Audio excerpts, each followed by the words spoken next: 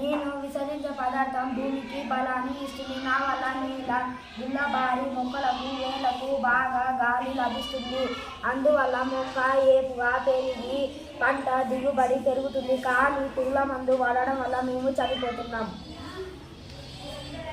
నేను సాలెపురుగును. నేను ఉదర భాగంలో ఉండే గ్రంథుల నుండి దారం సహించి గూడు అల్లుతాను. నా గూడును ఎప్పుడైనా పరిశీలించారా? నా పంటలకు హాని చేసే పురుగులు దోమలు నా గూటిలో చిక్కుకుంటాయి. అప్పుడు వాటిని తింటాను. ఈ విధంగా పంటలకు హాని చీడపురుగుల నుండి కాపాడుతాను. పురుగు మందులు చల్లడం వల్ల మేము చనిపోతున్నాము. నేను చీమని పంట పొలాల్లో మరియు మొక్కలపై తిరుగుతుంటాను. ఈ మొక్కలపై ఉన్న చిన్న పురుగును వాటి గుడ్లను తింటుంటాను. ఈ విధంగా రైతుకి క్రిమి సంహారక మందులు చల్లే అవసరం లేకుండా నా వంతు సహాయం చేస్తున్నాను.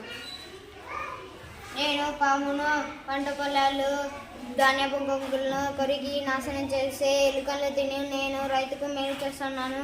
మీలో చాలా మందికి నన్ను చూడగానే భయం వేస్తుంది. నేను కనబడితేనే చంపేయాలని ఉంటుంది. వాస్తవంగా నాగపాము, కట్లపాము, సముద్రపాము, రక్తపింజర జాతి పాములకే విషం ఉంటుంది.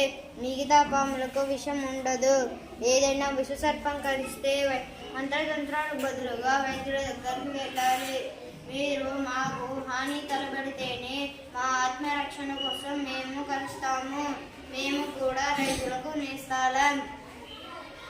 నేను టీకోగ్రామ్ను. నన్ను జాతీయ వ్యవసాయ పరిశోధన మండలి శాస్త్రవేత్తలు ప్రయోగశాలల్లో సృష్టించారు.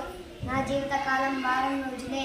పంట పాడు చేసే పురుగుల గుడ్లను నాశనం చేస్తాను. రైతుకు నా వంతు మేలు చేస్తున్నాను.